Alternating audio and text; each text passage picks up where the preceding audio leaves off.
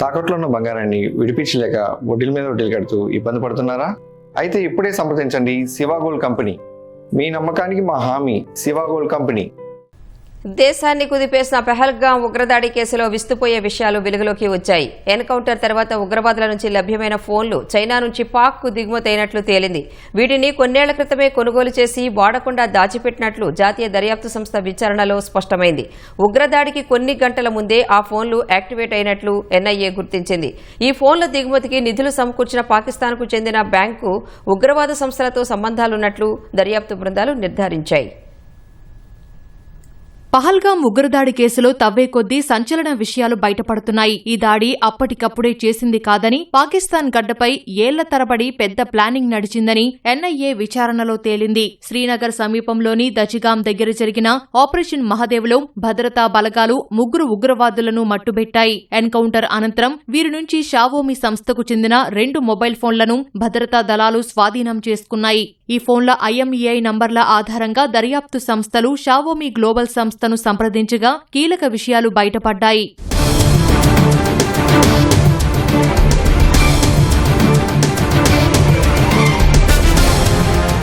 ఉగ్రవాదుల నుంచి దొరికిన మొదటి ఫోన్ రెడ్మీ సిరీస్ కు చెందిన 90. ఈ ఫోన్ జనవరి 2021లో చైనా నుంచి పాకిస్తాన్ కు వచ్చింది. కరాచీకి చెందిన టెక్ సిరత్ ప్రైవేట్ లిమిటెడ్ అనే సంస్థ ఈ ఫోన్ దిగుమతి చేసుకున్నట్లు అధికారులు గుర్తించారు. దీనికి సంబంధించిన లావాదేవీలను పాకిస్తాన్ కు చెందిన ఫైసల్ బ్యాంక్ ఫైనాన్సింగ్ చేసింది.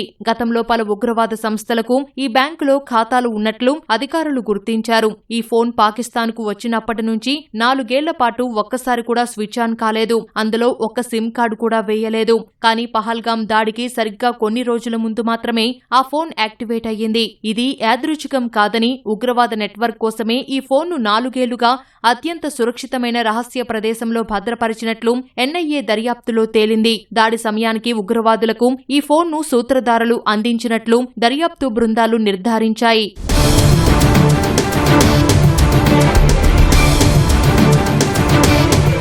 ఉగ్రవాదుల నుంచి దొరికిన మరో ఫోన్ రెడ్మీ సిరీస్ కు చెందిన నోట్ 12. రెండో ఫోన్ను లాహోర్ కు చెందిన ఎయిర్లింక్ కమ్యూనికేషన్స్ చైనా నుంచి దిగుమతి చేసుకుంది. రెండో ఫోన్ను సైతం మొదటి ఫోన్ తరహాలోనే దిగుమతి అయినప్పటి నుంచి ఎవరూ వాడలేదు. ఉగ్రదాడికి ముందే యాక్టివేట్ అయ్యింది. ఆశ్చర్యకరమైన విషయం ఏంటంటే ఈ 2 ఫోన్లలోనూ దర్యాప్తు సంస్థలకు ఎలాంటి కాల్ రికార్డ్స్ గానీ, సోషల్ మీడియా చాట్స్ గానీ దొరకలేదు. ఇంటర్నెట్ వాడిన ఆనవాళ్లు లేవు. ఉగ్రవాదులు సాధారణ మొబైల్ నెట్వర్క్ వాడకుండా, ఎవరికీ దొరకకుండా ఉండేందుకు లాంగ్ రేంజ్ రేడియో కమ్యూనికేషన్ టెక్నాలజీని ఉపయోగించినట్లు అధికారులు గుర్తించారు. దీని ద్వారా ఇంటర్నెట్ లేకుండానే కిలోమీటర్ల మేర ఉగ్రవాదులు రహస్యంగా మాట్లాడుకున్నారు. అందుకే ఫోన్లను కేవలం ఆపరేటింగ్ డివైజులుగా మాత్రమే వాడారని అధికారులు గుర్తించారు.